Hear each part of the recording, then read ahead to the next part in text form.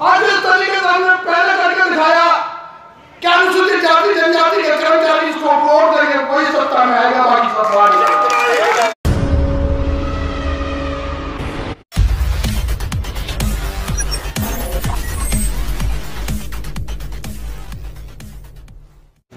आज का ये जो कार्यक्रम जो 7 मार्च का निर्धारित किया गया,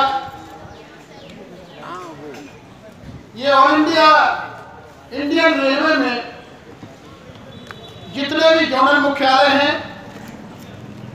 जितने भी मंडल मुख्यालय हैं और जितने भी कारखाना मुख्यालय हैं, वहां पर all India SC/ST railway employee association द्वारा इस तरीके का विरोध प्रदर्शन किया जा रहा है। और पूरे देश में इसी तरीके का रोष और विरोध अनुसूचित जाति जनजाति कर्मचारियों में देखने को मिल रहा है। ऐसी कौन सी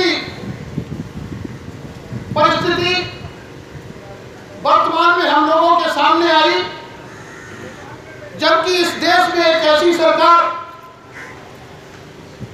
जो समता समानता की बात करती हो और इस देश के प्रधानमंत्री संविधान की दुहाई दे करके बाबा साहब डॉक्टर भीमराव अंबेडकर के स्मारक बनवाते हो, लेकिन उसी समाज के जो अनुसूचित जाति जनजाति के कर्मचारी हैं,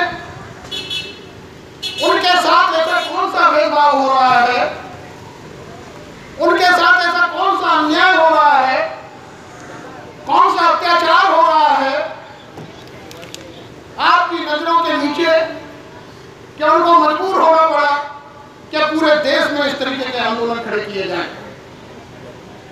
मैं चर्चा शुरू करूंगा।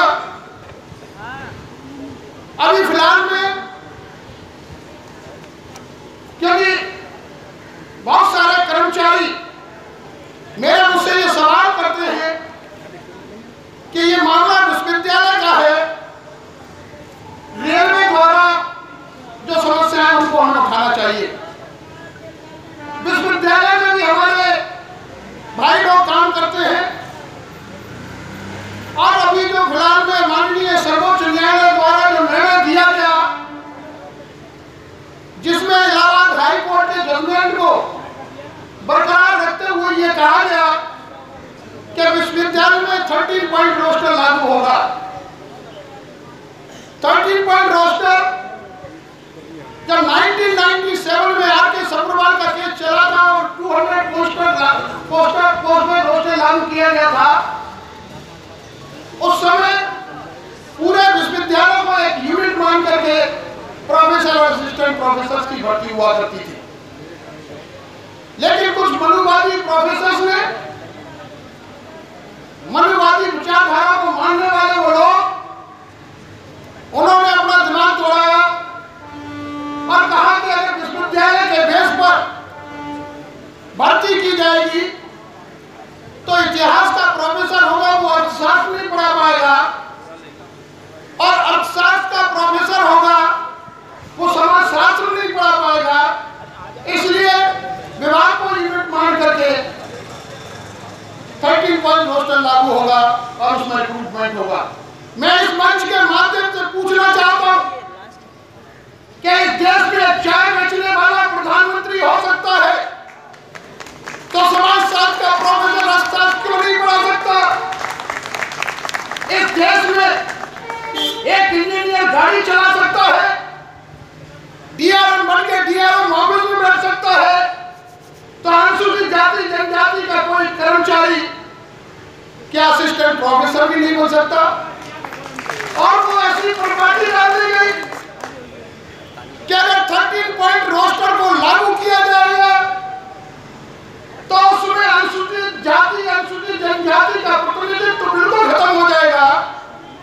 क्योंकि जिस तरीके से मेरे पूर्व वक्ता जगबीर जी ने बताया कि अगर 13 पॉइंट में 15% के हिसाब से परसेंटेज निकाला जाए तो 197 बैठता है, 2 पोस्ट ऐसी की बैठती हैं और 7.5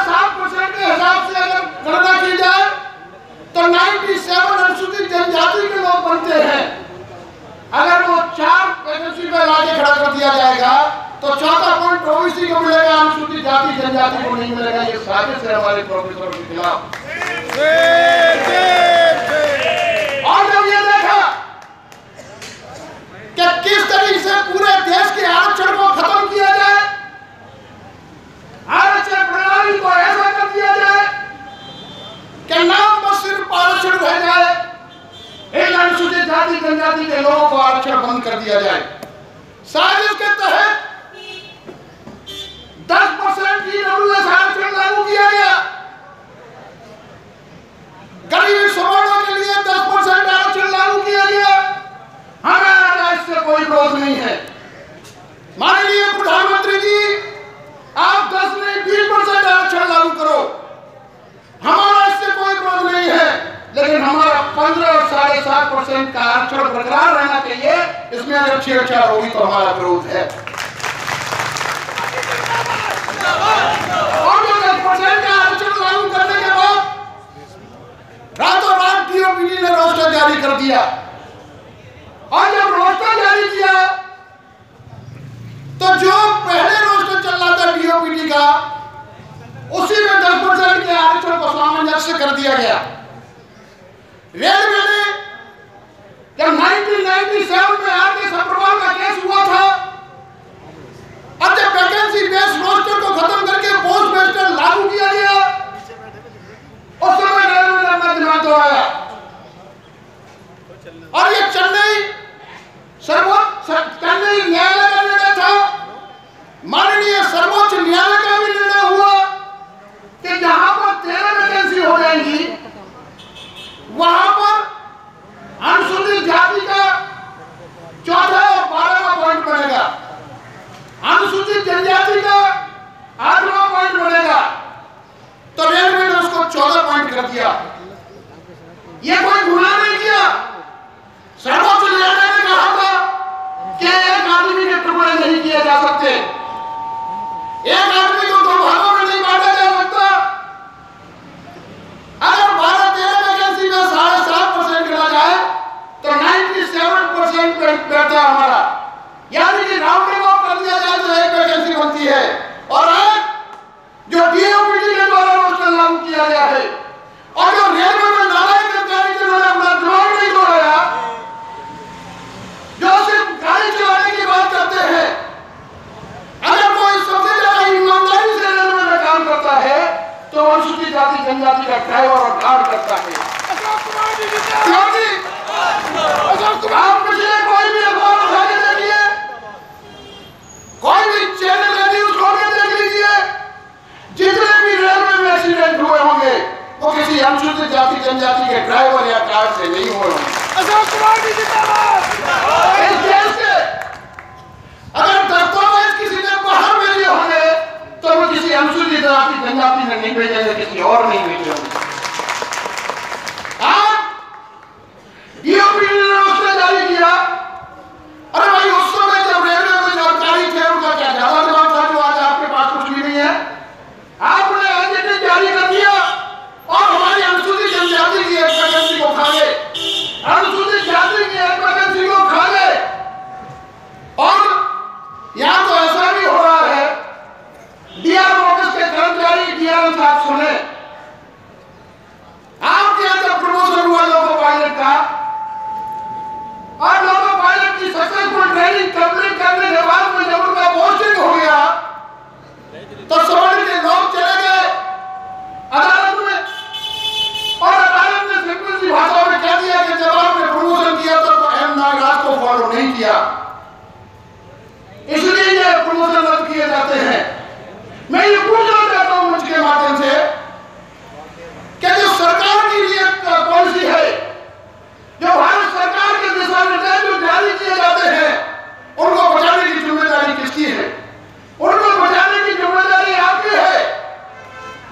15 7.5% के हिसाब से हम लोगों को आरक्षण दिया गया था लोगों पायलट का, और अगर कोर्ट में हमारे खिलाफ कोई आदेश जारी किया गया तो आपको हाई कोर्ट में जाना चाहिए था। हाई कोर्ट नहीं बनता तो आपको सर्वोच्च न्यायालय में जाना चाहिए था। आपको कैद की भाषा का यूज करके हमारे लोगों पायलटों को रिवॉर्ड नहीं किया जाना चाहिए था। मैं इस मंच के माध्यम से बात करता हूँ, माननीय डीआरएम साहब, आपके पास 1 महीने का समय होने की ऐसी रेलवे में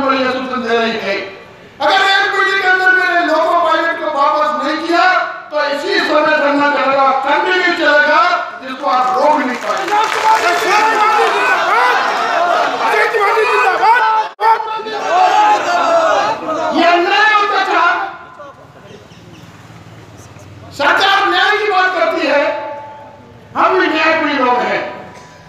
और आज के मामले में हमने पहले बता दिया DRM साहब को, हमारे लोगों ने पहले CNDP को बता दिया था कि 7 तारीख को हम लोग प्रदर्शन करेंगे केंद्रीय कार्यकारिणी के दिशा निर्देशानुसार। कोई गुनाह नहीं कर रहे, अपने हक की मांग कर रहे हैं। अगर हमारे लोगों पायलट को रिमांड किया और उनको वापस लाने की मांग कर रहे हैं तो ये कोई अपराध नहीं कर रहे। और कोई कंटेंट रूल अगर आपके पास है तो अशोक कुमार और इंडिया CST के ऊपर लगाओगे मेरे निर्देश। अशोक कुमार जी जिंदाबाद, दलित विरोधी मुर्दाबाद, दलित विरोधी मुर्दाबाद। में कोई धरना होगा तो आप उससे पूछेंगे भी नहीं, चाहे वो सुबह 10 बजे से लेकर 5 बजे तक माइक चलाते रहे, चाहे वो स्टेज में आकर डांस करते रहे, उनसे कोई सवाल जवाब नहीं होगा। लेकिन इस देश की जो सबसे बड़ी आबादी जिसको अधिकार है जीने का, जिसको कॉन्स्टिट्यूशन में प्रोटेक्शन है, अगर आप उसको कहेंगे कि आप धरना नहीं कर सकते तो ये सबसे बड़ा न्याय DRM ऑफिस से हो रहा है। दलित विरोधी मुर्दाबाद। मैं ये पूछना चाहता हूं, मैं ये जानना चाहता हूं कि अगर आप सिर्फ मात्र कैबिनेट से इसलिए डरते हो कि उन पे PNM का अधिकार है, तो हो सकता है कि हमारे पास PNM का अधिकार ना हो सकता है कि हमें PNM मिला भी नहीं, भविष्य में उनकी लड़ाई जारी है हमारी, लेकिन हमारे पास कॉन्स्टिट्यूशनल प्रोटेक्शन है दोस्तों। हमारे पास SC/ST पार्लियामेंट्री फोरम है, हमारे पास अनुसूचित जाति जनजाति का आयोग है। हम वहां उनकी समस्या को ले जाएंगे और वहां पर कर्मचारियों को बुला करके अपने समस्या को ले जाएंगे।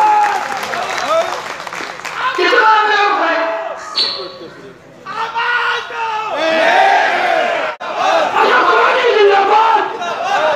हमारी ये मांग है, हम DRM साहब से अनुरोध करते हैं।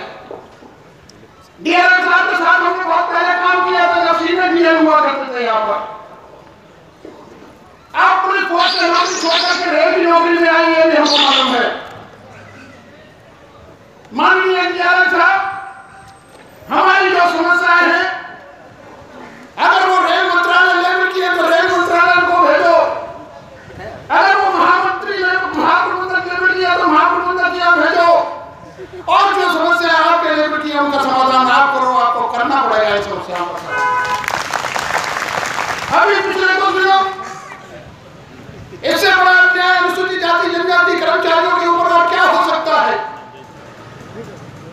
CNDP सुदेश राय जब हमारे पदाधिकारी इनके पास जाते हैं तो कहते हैं मैं तो ABVP कर रहा हूं, अखिल भारतीय विद्यार्थी परिषद कर रहा हूं।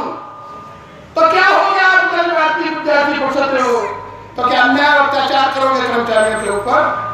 आपको कोई सर्टिफिकेट दे दिया RSS ने, ABVP ने, आप किसी को इस तरीके का सर्टिफिकेट नहीं मिला है देश के अंदर। अगर पुलिस को तनख्वाह मिलती है तो ऐसे लोगों के लिए मिलती है जो अत्याचार करते हैं और कानून का उल्लंघन करते हैं। एक सीनियर सेक्शन इंजीनियर सूबेदार सिंह जो इलेक्ट्रिक में सीनियर सेक्शन इंजीनियर है, और एक senior section engineer PK Tomar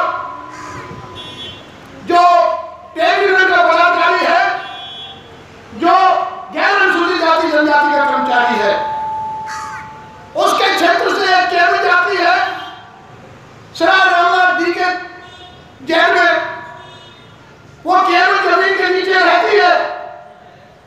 और जो इंजीनियरिंग विभाग के लोग हैं SSC PW, वो स्लीपर लेके आता है और जमीन में डाल देता है।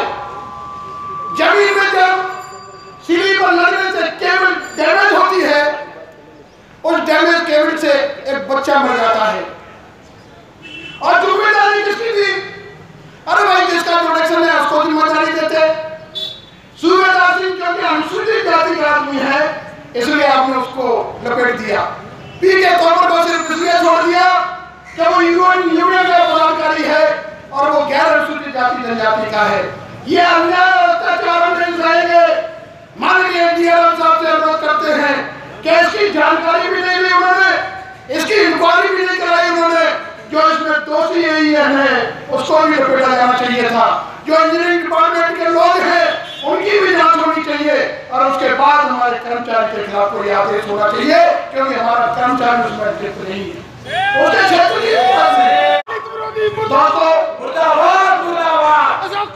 समस्या बहुत सारी। मेरे पास बहुत सारे कार्यक्रम थे, मुझे दिल्ली से बाहर भी जाना था आज कहीं, क्योंकि डीआरएम ऑफिस की बहुत सारी समस्याएं इकट्ठी हो गई।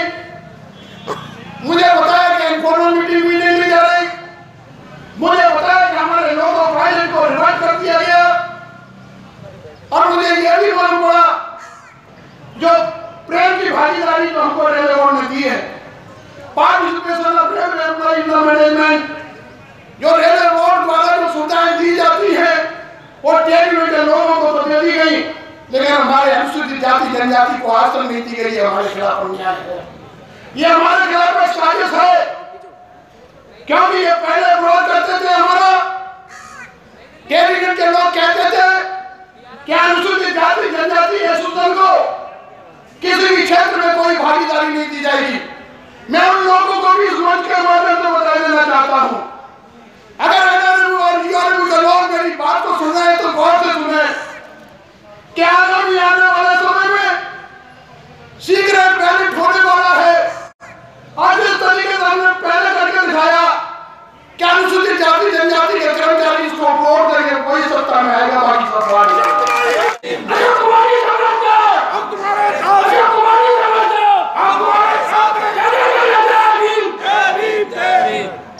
हमारे बहुत सारे मुद्दे जो राष्ट्रीय लेवल के हैं उसको हमने मेमोरेंडम के माध्यम से उठाया, जैसे कि 117 का संशोधन बिल जो राज्यसभा में पास हुआ और लोकसभा ने उसको पास नहीं किया, और वो 117 का संशोधन बिल जब एमआरएस का केस सर्वोच्च न्यायालय में पहुंचा तो सर्वोच्च न्यायालय ने यह आदेश जारी किया कि जो आपने constitutional amendment reservation and promotion में किया है, 77th कॉन्स्टिट्यूशनल अमेंडमेंट, जो आपने 85th constitutional amendment constitutional seniority के लिए किया है, वो वैलिड रहेंगे, लेकिन आप इन 3 बिंदुओं पर जांच करा लो।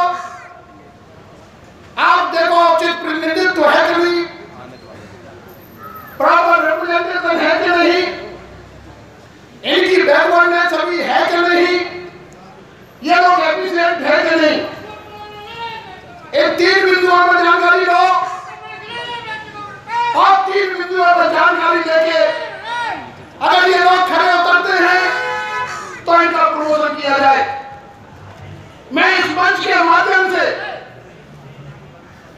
यहाँ के अधिकारियों से ये पूछना चाहता हूँ, ये मैं जानना चाहता हूँ, ये कोर्ट की भाषा यही है कि प्रतिनिधित्व है नहीं है, तो इसके लिए आर.के. सब्रवाल 1997 में पोस्टमैन रोस्टर शुरू हुआ था, और उस पोस्टमैन रोस्टर के हिसाब से 15.7% लोग अगर होंगे हमारे कैडर में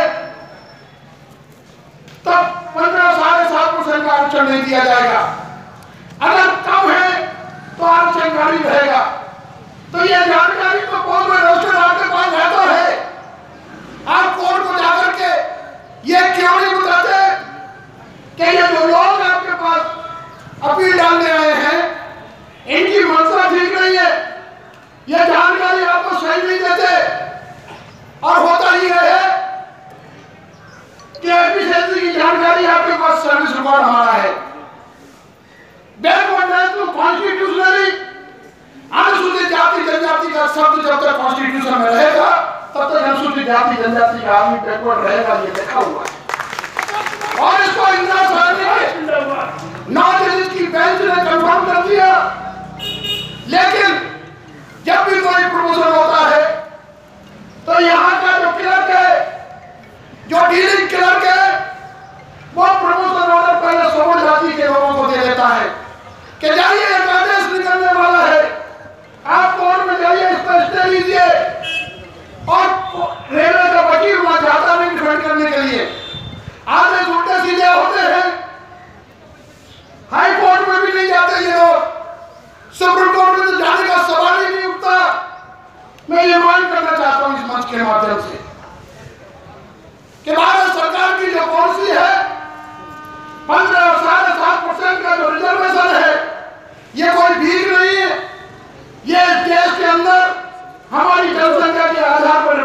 जनशोषण है और हम इस पद के माध्यम से चाहते हैं कि ये जनशोषण के आधार पर 15 और 7.5% का रिजर्वेशन भी बढ़ाया जाए। और इस तरीके का कोई अगर मुकदमा होता है तो आप कोर्ट में उसको डिफेंड कीजिए, कोर्ट को बताइए, क्योंकि अनुसूचित जाति जनजाति के पास इतना पैसा नहीं है। और मैं सिर्फ आपको बताना चाहता हूं दोस्तों, क्या भोलेपन में चंदा देते हैं तेज उम्र के लोगों को, आप भोलेपन में समता आंदोलन समिति को भी पैसा देते हैं और वो लोग आपके पैसे का दुरुपयोग करके आपके खिलाफ भी मुकदमा करते हैं। तो मैं ये अनुरोध करता हूं, आप लोगों से ये अनुरोध करता हूं कि ये आपका अपना घर है, आप अपनी आवाज को इस मंच से उठा सकते हैं, आपके पास प्रतिनिधित्व है, आप अपनी बात को इस मंच से कह सकते हैं, हमें अधिकार है कहने का। हमें कॉन्स्टिट्यूशन में प्रोविजन है कि हम अपनी बात को सरकार तक पहुंचा सकते हैं। और जो 117 का संशोधन बिल जब राज्यसभा में पास हुआ तो all India SC/ST railway employee association एक बहुत बड़ा संगठन है जिसकी पूरे देश में 3.5 और 4 लाख के करीब मेंबरशिप है। जब हमने देखा कि पदोन्नति में आरक्षण का जो मामला है वो सरकार इस पर चिंतित नहीं है, हमने रातों रात राष्ट्रीय दलित पंचायत का गठन किया और उसमें तमाम सरकारी अधिकारी अनुसूचित जाति जनजाति के कर्मचारियों को इकट्ठा किया। हमने 2012 में बहुत बड़ी रैली की जंतर मंतर पर, लाखों के लोगों को इकट्ठा किया और सरकार पर दबाव बनाया। राज्यसभा में बिल पास हमारे लोगों ने करवाया, लेकिन लोकसभा में वो बिल एक ऐसे आदमी के द्वारा फाड़ा गया जिसको बाबा साहब डॉक्टर भीमराव अम्बेडकर ने आरक्षण में प्रावधान ओबीसी के आदमी ने जो आरक्षण का प्रावधान लेकर के लोकसभा और विधानसभा में पहुंचा, लेकिन उसने जब पदोन्नति आरक्षण का बिठाया तो वो फाड़ दिया।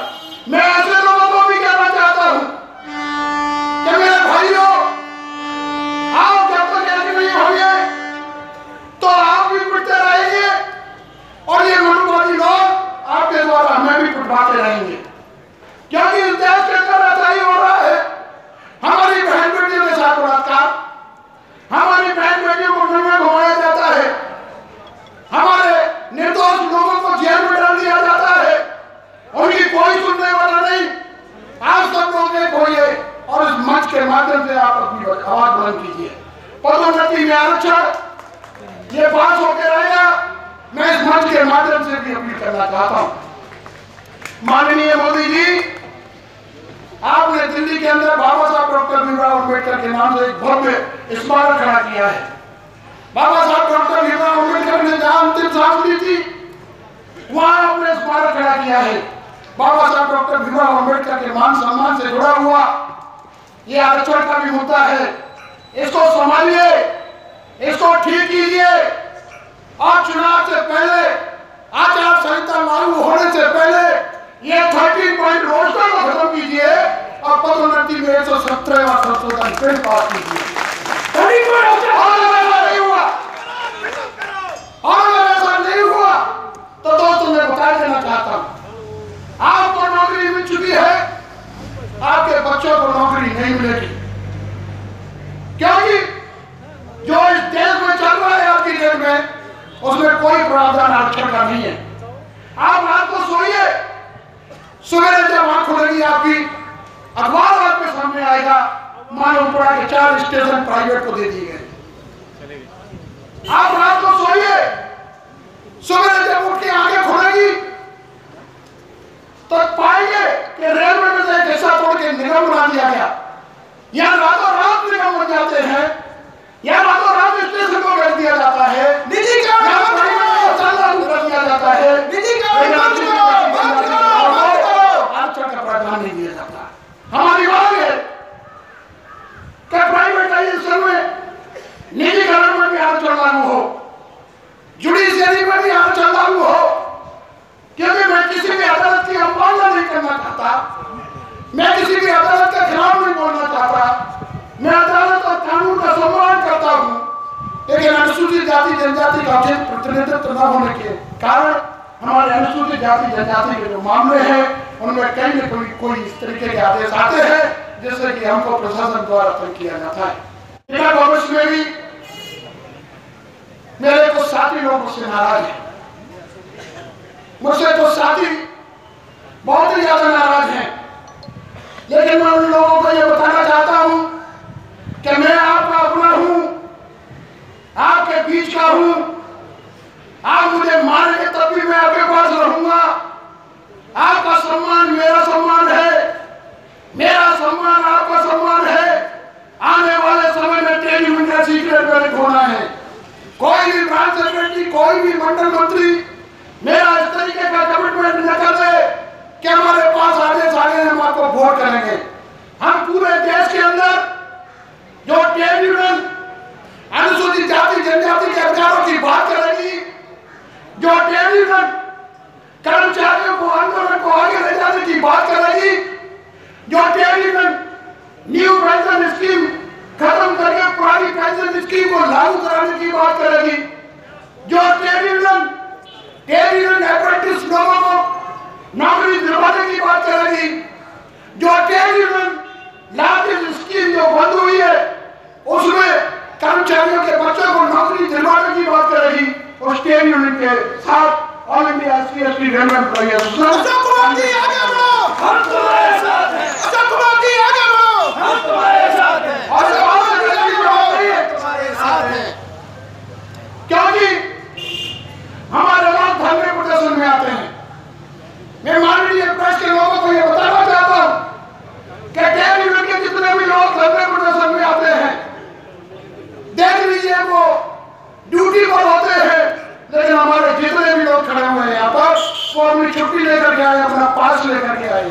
ये हमारा हमारी एकता जिंदाबाद। मैं ज्यादा चर्चा न करते हुए आपसे यही अनुरोध करता हूं कि इस तरीके का विरोध प्रदर्शन पूरे देश के अंदर हम लोगों ने आज किया है और भविष्य में भी अगर हमारी मांगों को न माना गया, हमारी समस्याओं में सुधार न हुआ, हमारे ऊपर होने वाले अधिकारियों द्वारा अत्याचार बंद नहीं हुआ, हमारे लोगों को अधिकारियों द्वारा प्रताड़ित करना बंद नहीं किया, हमारे लोगों को नाजायज तरीके से स्थानांतरण करना बंद नहीं किया, हमारे लोगों के प्रमोशन को गलत तरीके से रोकने का अगर प्रयास किया और हमारे रिवर्ट हुए लोगों को अगर वापस नहीं किया, तो all India SC ST railway employee association का राष्ट्रीय महामंत्री होने के नाते पूरे देश में इस तरीके के आंदोलन चलेंगे और वो कंटिन्यू चलेंगे जब तक हमारी मांगों को नहीं सुना जाएगा। मैं आपको ये बताना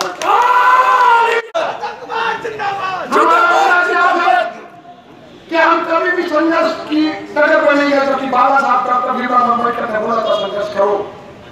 हम नहीं चाहते कि कोई विवाद हो। हम पहले रेलवे की नौकरी ईमानदारी से करते हैं, फिर समय बचता है तो अपने अधिकारों की मांग करते हैं। अभी एक हेडक्वार्टर मंडल का एक ऑफिस है यहाँ टीएमसी कार्यालय, जहाँ पर डिप्टी सी टीएमसी बैठता है। अभी एक सिलेक्शन हुआ ट्रैकमैन से स्टेनोग्राफर के लिए और 2 पोस्ट है, एक हैंडीकैप के लिए, एक जनरल की पोस्ट। आप देखिए पूरे नॉर्थन रेलवे के अंदर जनरल की पोस्ट में अनुसूचित जाति की महिला ने क्वालिफाई किया, अकेली महिला ने। लेकिन डिप्टी सी टीएमसी ने ट्रेड यूनियन के दबाव में आकर के अभी तक उसका प्रमोशन इंप्लीमेंट नहीं किया और उसमें कई तरह की भाषा का यूज कर दिया। वो कहता है ये हेडक्वार्टर के अंदर नहीं आती, ये तो हेडक्वार्टर की पोस्ट थी। मैं इस मंच के माध्यम से ये पूछना चाहता हूं कि टीएमसी लाइन हेडक्वार्टर के अंदर में आता है, सारा सर्विस रिकॉर्ड उसका हेडक्वार्टर के अंदर में आता है, तो ये कौन सी भाषा तुम ट्रेड यूनियन के लोग सिखा रहे हैं?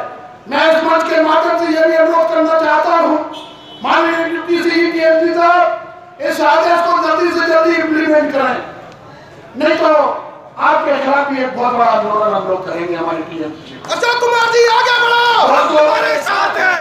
और आगे आने वाले समय में मैं आपसे आह्वान करता हूँ कि जो समय है वो अच्छा नहीं है। रेल को प्राइवेट लोगों के हाथों में भेजा जा रहा है और खास करके जो सबसे निचले पायदान का जो हमारा कर्मचारी था, जो हमारे अपने समाज में जो निचले पायदान का जो समाज खड़ा हुआ है सफाई वाला, उसको प्राइवेट करके ठेकेदारों के हाथ में दे दिया और उनके साथ इस तरीके का अन्याय, जो हमारे सफाई कर्मचारी थे उनको सरकारी नौकरी से अलग कर दिया गया और प्राइवेट लोग, जिन लोगों को कॉन्ट्रैक्ट और ठेकेदारी दी जाती है, वो लोग हमारे कर्मचारियों का, हमारे लोगों से ही काम लेते हैं और वही काम नई दिल्ली पे कर्मचारी करता है, वही काम पुरानी दिल्ली पे करता है, वही काम निजामुद्दीन पे करता है और तनख्वाह दी जाती है उसको 12,000 की जगह 7,000 रुपए दिए जाते हैं, 12,000 14,000 रुपए साइन कराए जाते हैं। इसको भी मैं अधिकारियों से अनुरोध करूंगा कि या तो इस तरीके की प्रक्रिया को बंद कराया जाए और जो हमारे ठेकेदार के जो कर्मचारी हैं, जो ठेकेदारी पे काम करते हैं, जो हमारे बच्चे लोग, उनकी जो तनख्वाह है वो बैंक के थ्रू आनी चाहिए, उनकी तनख्वाह बैंक में जानी चाहिए, डायरेक्ट ठेकेदार के हाथ में नहीं जानी चाहिए। इस तरीके की मांग हमारी एजेंडे में है और हमारे उठाएंगे। और मैं ये भी अनुरोध करता हूँ माननीय सीनियर डीपीओ साहब, अभी हमारी जो इम्पोर्टेंट मीटिंग लंबी पड़ी हुई है उसको आप इम्पोर्टेंट मीटिंग को जल्दी से जल्दी करवाइएगा, क्योंकि साल में 2 इम्पोर्टेंट मीटिंग हमारी होती है। हम अपनी समस्याओं का समाधान इम्पोर्टेंट मीटिंग के माध्यम से करते हैं। 2018 की कोई इम्पोर्टेंट मीटिंग नहीं, 2 उस समय की बाकी है और 2 इस समय की भी बाकी है। तो हम आपसे अनुरोध करते हैं इन 4 मीटिंगों का बंदोबस्त जल्दी से जल्दी कीजिएगा, जिससे कि हमारी समस्या का समाधान आपके बीच में हो सके। तो